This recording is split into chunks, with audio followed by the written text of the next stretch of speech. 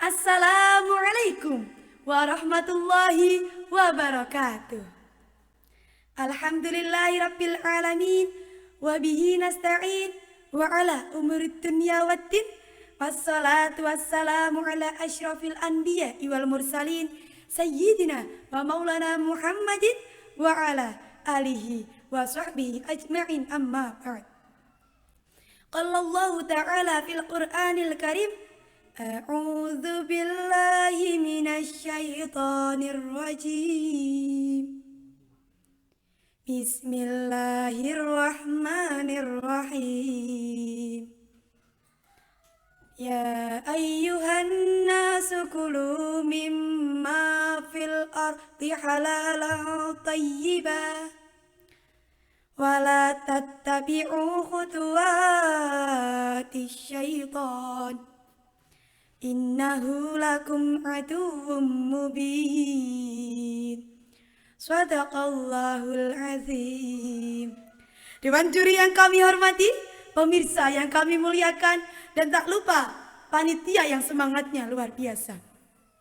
Puja dan puji yang menjadi pembuka mengaji, mari kita panjatkan ke Zat Ilahi Rabbi, Sang Penguasa langit dan bumi, beserta syukur yang menjadi buah tafakur dan tadabbur ke Zat Allah yang Maha Ghafur, yang mana atas limpahan rahmat dan karunia-Nya kita dapat bermuwajahah di haflah mubarakah ini tanpa kurang suatu apapun.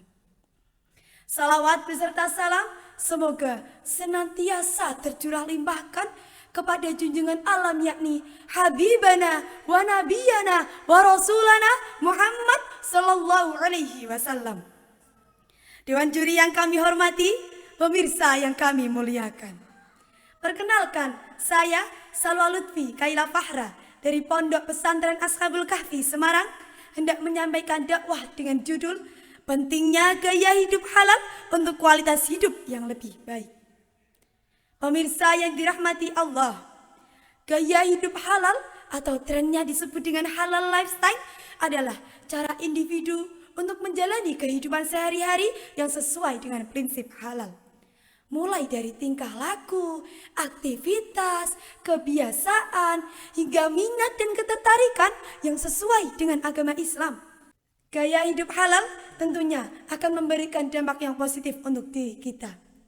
Halal sebagai gaya hidup tak hanya sebatas makan saja, namun memiliki makna yang sangat luas, yaitu apa? Halal dalam makanan dan minuman, halal dalam pakaian, pekerjaan, ekonomi syariah, pariwisata, dan lain sebagainya.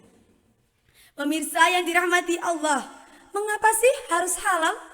Rasulullah SAW bersabda yang artinya, mencari sesuatu yang halal adalah suatu kewajiban bagi setiap umat muslim. Hadis riwayat At-Tabrani dari Ibnu Mas'ud.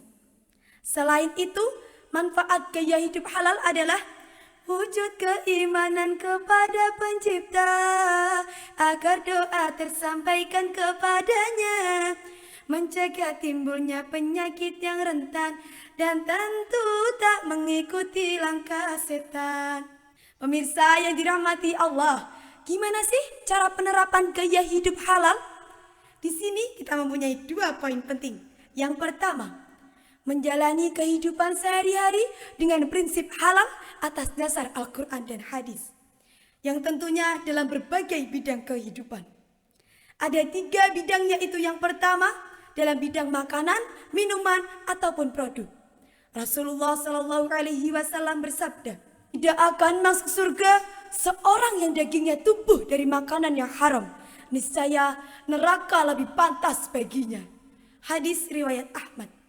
Apabila kita hendak membeli makanan, minuman, ataupun produk apapun itu, hendaknya kita memperhatikan kehalalannya dengan adanya labelisasi dari MUI atau sesuai dengan syariat agama Islam. Dan pada bidang yang kedua, pada bidang fashion atau bidang pakaian. Apabila kita hendak membeli pakaian, tentunya kita harus memperhatikan indikator kehalalannya, yaitu bahan baku dan prosesnya yang terbebas dari kata-kata haram. Dan kita sebagai umat muslim harus membeli pakaian yang apa? yaitu pakaian yang menutup aurat. Dan bidang yang ketiga, pada bidang tempat atau bidang pariwisata. Sebagai umat muslim, harusnya kita memilih tempat yang dimana jika kita mengunjungi tempat tersebut, kita dapat mendapatkan manfaat, mendapatkan barokah, mendapatkan hal yang positif untuk diri kita maupun sekitar kita. Poin penting yang kedua, niatkan sebagai upaya mendekatkan diri kepada Allah Subhanahu wa taala. Rasulullah Shallallahu alaihi wasallam bersabda, dan artinya, akan datang suatu masa pada umat manusia, mereka tidak peduli lagi dengan cara mencari harta, entah dengan cara yang halal atau cara yang haram. Hadis riwayat Bukhari. Pemirsa yang dirahmati Allah, dari sini kita bisa menyimpulkan bahwa halal haramnya makanan yang masuk ke dalam tubuh kita ataupun produk yang kita gunakan akan sangat berpengaruh terhadap kualitas hidup kita. Dan tentunya sangat berpengaruh terhadap kedekatan kita terhadap Allah Subhanahu wa taala. Gaya hidup halal tidak hanya ikut-ikutan teman, namun kita harus benar-benar mengimplementasikan untuk meraih berkah kehidupan. Singkat pesan untuk generasi muda. Wahai generasi muda, jangan jadikan gengsi sebagai penghalang implementasi. Bayi merangkak ke belakang rumah, merangkak sampai di atas tanah. Semoga ceramah ini menjadi berkah untuk lentera di alam barzah.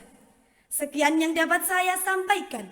Mohon maaf atas segala kesalahan dan terima kasih atas segala perhatian. Akhirul kalam, wabillahi taufiq wal hidayah. Wassalamualaikum warahmatullahi wabarakatuh.